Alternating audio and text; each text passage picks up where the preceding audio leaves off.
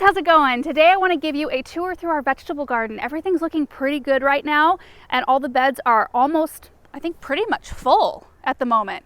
So I thought it would be a great day. Plus we've had a cold front move through, and it's not so cold that I can't put tender stuff out, but it's cool enough that it's keeping our spring stuff, especially the stuff that wants to bolt when it gets warm, it's keeping them looking really good. And I'm hoping that this video is helpful, just seeing the layout of our space and how I plant my stuff and my plans, like my future plans for this year and what I'm going to be planting in those beds after my other stuff is done. So we'll go bed by bed. I kind of want to go through some of the basics of raised beds. We did do a video though earlier on. What was it called? Most asked questions about raised beds. We'll link it down below if you want to kind of get a little bit more into detail. But this is the entrance to our vegetable garden on this side. We have a nice redwood arbor with colette roses that are budded up and blooming and looking beautiful. They just started opening. The blooms did a couple days ago. I know that's not vegetable related, but I love to have pretty with practical as well. First off, as we move right in, I like to scatter containers around wherever I have space. So I've had this pot of chives sitting here for about 3 years. The same plant, same container. It's on drip. There's a little drip tube that runs up from the flower bed behind it. And I just have to cut it back when it's done flowering and then cut it back in the fall, and that's it. And it comes back every single year. This is an amazing plant, and I really like chives. So it's nice to have something that's perennial that will come back every year. So first off, all of my beds are made of 2x12 redwood, which is a rot resistant wood, lasts a really long time, and I think it's a nice size. You know, eventually when I am a little older, I may want to build these up a little bit, and that's the beauty of raised beds. You can make them however you want, so that it's comfortable for you. That's one of the benefits of raised beds. The other benefit is that you get to control the soil. So what I have in mind, when we initially put these in, we used a bulk raised bed mix from a local source, and it was a really good mix. But every time I plant a new crop, I use the starter fertilizer Biotone, and then at the beginning of every season I use a compost mixed in. And this year I used Land and Sea from Espoma, and you can see it's clearly working. Everything is just huge and gorgeous. So I decided to go with 3-foot widths, and this is the other benefit of building kind of custom raised beds, is that you can make them work the best for you. And I wanted to be able to, like, while I'm down here, you know, messing around weeding or whatever, I can reach all the way to the other end without, or the other side without really any issue. And that's really important to me. Had it been another foot, I'd have to get up and go around, and that's just extra steps that are unnecessary for me. So I've got 3x4s, 3x6s, and then 3x6 sort of kind of L configurations over there, which we'll go through. But in this bed, so let's just start going through plants. I planted iceberg lettuce and another red leaf lettuce. I can't remember the name of it, but you can see that it's really starting to look good. I'm just going to use this as leaf lettuce so I can start harvesting this anytime. If I was going to want it to head up, it would probably be ready toward the end of this month. So knowing that, and knowing that lettuce and really a lot of different greens can't handle the heat and they want to bolt, I know that this space right here will be empty for the summer months. We have a fairly long growing season, so as long as you pay attention to the maturity days of whatever you're putting in after your spring crops, then you can get away with doing more things. So like in this bed, I'm going to probably put peppers, because peppers don't get enormous. I've got strawberries, buried treasure red strawberries. Look at this. I think I was noticing last night. Oh, look at all the berries starting to form. It's the perennial. These are the ones from Proven Winners, and I'm really loving them. So I don't want anything massive. I put a tomato in here last year, and it was quite large to have in when I've got other things growing around the perimeter. So peppers will go into this space. I do have a volunteer sunflower that I just thought I would let it go because it's cute and it's doing its thing. Why not? In this bed here, I've got potatoes, which I planted a little later than I would like to. I can't even remember what variety. German butterball in the front half, right here, and russet Burbank in the back half. And I believe these have a fairly similar maturity date. So end of July, beginning of August is probably when these will be ready. And I just went in today. You can see how I kind of drew some soil up and hilled these up just a little bit. I've got to do it to the rest of the bed. But these, since they come out so late in the season, I will probably start some fall crops in here maybe a week or two after these come out, which is one of the reasons I really like our whole space is set up on drip. But when we had the whole area tore up, we had individual faucets brought to each bed.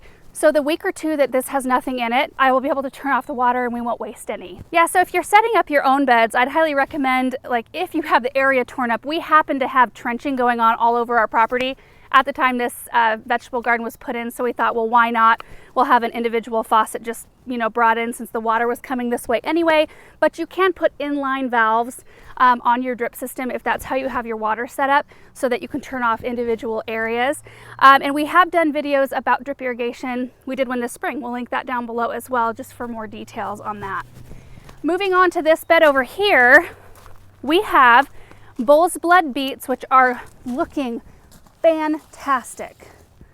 Look at these. It rained a little bit this morning, so it looks especially wonderful, but I'm kind of feeling underneath to see how they're forming, and they are forming nice beets. But these won't be ready until I think the end of this month, beginning of June.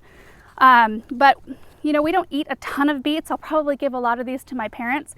But this bed will probably have a tomato in it, I'm guessing, because I've got this whole area that will be empty. And then on this side here, we have Walla Walla onions, which these are a 90 to 120 day onions. So these won't be ready until the middle of summer. We've done several videos, in fact, on the Walla Walla onion about planting and harvesting and such. And they typically do really well. They're heavy feeders. So there's something I have to come and side dress with garden tone probably about now. I need to come in and do that now, and then I'll probably do it one more time before we harvest. Sun's coming out for us a little bit. Nice. Right here, I have these, can't even remember what they're called. We'll put the name on the screen. I put some indeterminate tomatoes. I've got 4 of them in the corners of all 4 of these beds. And I put indeterminate tomatoes in them, not really thinking, because you guys know those tomato plants get enormous. They got huge. I didn't prune them. A windstorm came through, like a really bad one, and there's no protection right here. The arborvitaes were even a lot smaller, and it just bent all of my obelisks over. So I have been holding them together with wire, but I like these in here so much that I actually ordered 4 more. I have them in the barn, haven't had a chance to put them out here yet. And then I'll just see if somebody, one of my friends or family members, wants to have these, because you know, once you grow stuff on them, you can't really see. But I typically grow a flowering vine or something like that on these now, because again, I like to have something decorative. But you could do pole peas or pole beans, anything like that on here, or even train cucumbers up, and so you have food production as well. In this bed we have a Russell, you are not supposed to be in here. This is one of the reasons why this bed looks this way. Hey, these are Danvers half-long carrots here that have been totally roughed up by the kitties right in this area. But I did notice that my one, look at him, he is so naughty. Hey, I noticed that about right here, the drip tubing isn't working as well. This is the last little piece. It ends actually at the end of that those carrots. So I think I'm gonna just do some troubleshooting in this bed, because I've been having to come with the hose and just hand water this one tiny little area in the garden. Everything else has done really well. But they're looking great. And honestly, like, they mature probably first part of June. And I start harvesting them, and you can harvest them as babies if you want to. They're super tender and delicious, but I harvest all the way through summer. I don't find that they get super tough or anything like that. We roast ours for the most part anyway, so it doesn't really matter. Of course, if you're wanting to do fresh eating, when you harvest them at the proper time, they're sweeter, and not sweeter, but they are more tender a bit. Brussels sprouts right here. I've been checking on these just to see what kind of growth. I mean, the leaves look amazing. And it looks like they are starting to form. That's where the Brussels sprouts, form. And this is, yeah, what they look like. I need to start stripping off leaves at some point, but we'll probably do a video about that. And then we've got radishes, which need to go. They're too big. They are way overripe at this point. So these right here are French breakfast radishes on steroids. My word. And then these right here are cherry bells. These were ready at the end of April. So like mid to late April, and here we are mid-May. And so the longer they stay in the soil, the hotter they get, and the less tasty to me that they get. But a lot of you guys say roasting them is really good, and I don't know if you can still roast them at this point when they're so big. but I don't know. I need to harvest all of these or pull them all out at this point. But if you are a beginner or if you're growing a garden with kids, radishes are so great because they're a 23 or 25 day turnaround from planting your seed to harvestable produce. And even if you're not like 100% fan of them, which is kind of where I fall, I always grow them because they're always the first thing ready, and there's something very motivating about that. In this bed, I need to remove my cloches here. Oh, we've got more potatoes, and these are the extendable wire cloches I got from Gardener's Supply. I've got the little ones right here. I don't even like, these are to keep critters off of your plants, like squirrels and rabbits, which we do not deal with either of in our garden. But I like the look of them so much, I just keep them in here for decorative purposes until they don't work anymore. So I'll find another spot for these. But we've got, in this bed, Huckleberry Golds on this half and Dark Red Norlands on this half. This is my earliest day, potato 75 day. So I will be able to harvest these right at the end of June, which I'm super excited about. And you can tell they're way ahead of the other ones. I mean, the growth rate is incredible on those.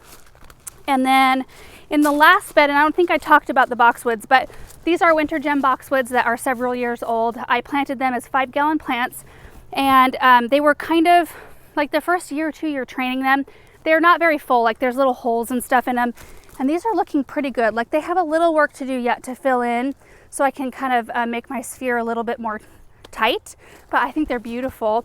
Terracotta pots that have also been sitting out here for several years, even through the winter.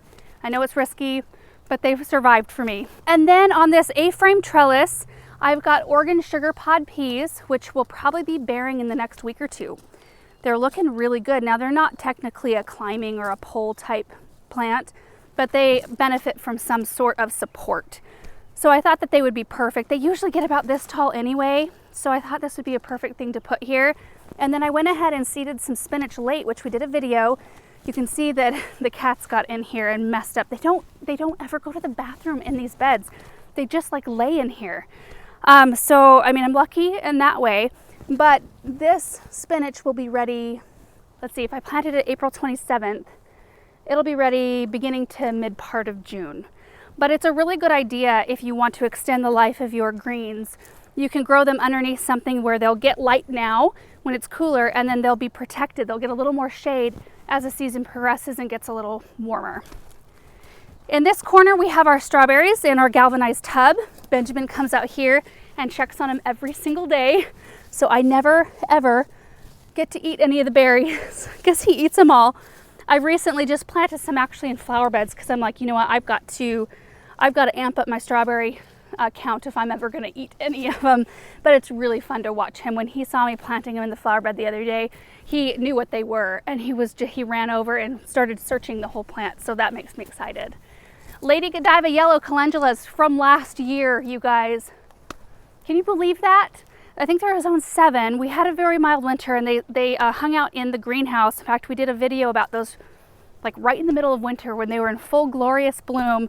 But they are looking super great. I mean, there's something very simple about a terracotta pot with like one single type of flower in it. I really like that look. So moving on to our other beds up here, we have Italian garlic. This is in the 3x4. I have 60 heads planted in this space. And I plant these typically in September, like mid-September to mid-October, depending on how our fall is going. And oftentimes I'll see a little bit of growth before winter happens. Winter happens, and then in the spring they just pick up and keep growing, and we harvest right around 4th of July. And so I'll have this bed for about half the season. And what I normally do in this space traditionally is I harvest my garlic and then I plant zinnias, which come up super fast, especially when it's hot, and they bloom for the rest of the season. Like I usually have zinnia blooms in under 30 days, which is crazy. So that's what I traditionally have done, but now that we have our cut flower garden space, I will probably be working on more food production in this area. I'm just not sure exactly what yet I'm gonna put in here. We'll see. I'll let you guys know. We'll do videos about it. But more potatoes in this bed.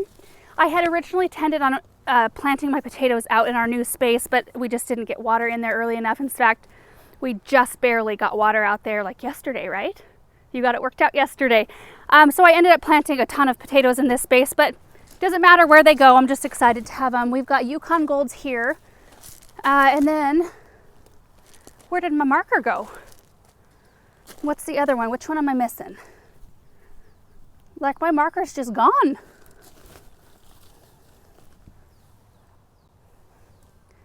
Somebody out here stealing my marker.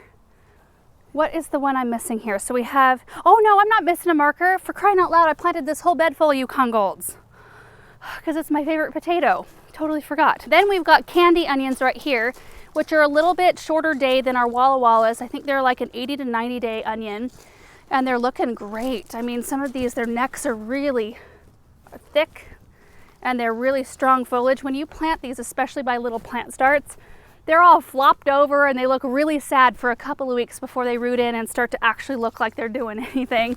So always happy to see that. We've got Copenhagen market cabbage up here, which these are enormous cabbage. 100 to 120 day on these. You can see like right here, this one's starting to head up there, but you really can't beat the look of cabbage in the garden. I think it's one of the most beautiful things. In fact, I usually try to tuck some in a flower bed. I've got a 4-pack sitting over there by my hose ready to go somewhere out in the flower bed. And then in this one here, I have spinach from last year that I planted as a fall crop. Let it go all winter. I harvested some. We ate some this spring, and then it bolted when it got warm a little bit earlier this season. And I've just left it because I'm pulling out like 2 plants a day or 2 or 3, and I give them to the chickens so they get a little treat every day. We've got broccoli here. You can see how it's doing. Look at that. Isn't that beautiful? And then a couple that I let get away from me, you guys. Like, they have just performed really well. Look at that. That one's a little bit, I need to cut the top off, and it's still producing down below. So we'll still get more off of it, and the chickens will love this. These are more Walla Wallas I had left over. So I was able, I think, to fit 9 more Walla Wallas in this space. Then we've got more of the buried treasure red strawberries here. So they kind of ring around this space. So I think this is the buried treasure pink. But if you get in here, you should take a look at this. I mean, I need to still clean the plant up. This is like debris from last fall.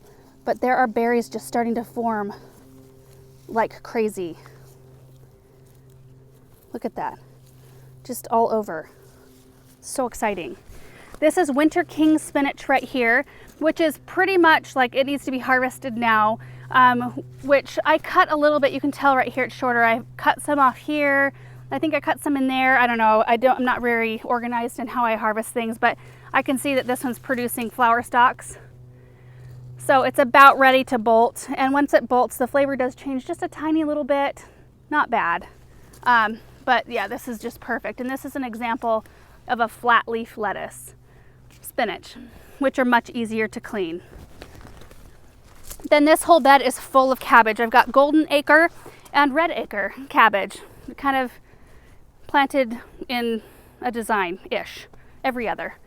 And I just wanted to plant this up with cabbage because it's so pretty, and we do like to eat cabbage, so I think this will be a good one. These right here, which I could put them away now, these are little protective cloches that I got from Gardener Supply. They have a little vent on the top right here, so you can close it if it gets really cold, or you can keep it open so that the air can still keep getting out in and out, and it doesn't form a ton of condensation. But this is when your plants are a lot younger. Like, I took these off a long time ago. I just haven't gotten around to putting them away. But they are really nice. They come with these like little, these right here, these little stakes that go through holes in the sides, and it tacks them down. There's like 3 different holes along the edge there, and so they don't fly off in the wind. But yeah, on those early days when you're planting these out and it's still freezing, these kind of protect your crops from that freeze. And then the last bed here is Italian garlic, 60 more heads. So we have 120 heads altogether in this space, and I think it's a beautiful plant. Like, I love the structure of this, and I'm just so thrilled with how this space is doing. But you do not have to plant in a space that's dedicated either. Like, if you are just getting started or you're getting excited about the thought of growing something, just grow stuff, whether or not it's in your flower beds, in containers, in raised beds, or straight in the ground. It doesn't matter. In fact, I want to show you a couple other spots in our garden where I've got edible production going on that's not an actual dedicated edible space. What is the allure here? I don't get it. So over in this space, this brick patio area, we usually end up with a kind of a menagerie of containers of random projects and things. but I do have rhubarb planted in this container. Planted it last spring, meant to plant it out in the landscape in the fall, didn't get around to it, so I will be doing that this year. I've already had to cut bloom stalks off of it, but it has actually produced pretty well for being in a container. We also have a couple other, these are just herbs. We've got spearmint here, we've got rosemary, oregano, more chives, a garlic that didn't get harvested out of my spaghetti planter from last year, and there's a strawberry in there as well. So it's just fun to tuck stuff in where you can. And let me show you where I just put strawberries in a flower bed. Well, here's an idea too. You can get elevated raised beds. We just did a cocktail garden video where I planted this up full of herbs. There's a tomato, a pepper, strawberries, yeah, and the rest are herbs. So you can get, depending on what your situation is or your space is like, there's all kinds of different options. And then this is where I just planted a little hedge of buried treasure red strawberries. And this is where Benjamin was like, oh my goodness, he recognized, and he came up and he was showing me that there was berries. I told him, yep, that will be a berry, but you can't eat it yet. And then the last spot I want to show you is where I planted a bunch of lettuce. So up here in this garden, we do have a statue that's surrounded with a few boxwoods that I have not trimmed yet this spring. They're pretty woolly, but there's just empty soil around each one of these boxwoods. And typically every year I come in with some kind of an annual, blooming annual, and plant that up for the summer, but I'm not usually ready to do that until mid to late May. So I thought, what can I do in this space that's inexpensive, that might be like food production, that would still look pretty? So I bought a couple packets of lettuce, $5, $5 packets, to plant up this whole area. So it cost me $10, and I was able to direct seed this lettuce in this area and get a huge crop, which looks beautiful and utilizes the space in a better way than just leaving it empty. So I just wanted to show you this to give you an idea of something you can be thinking about, because a flower bed doesn't just have to be flowers. You can have flowers and then tuck in a cabbage or a tomato plant or herbs or whatever it is that you like to grow and eat. So anyway, that's pretty much it for this video. I just wanted to show you kind of the current state of all of our edible production.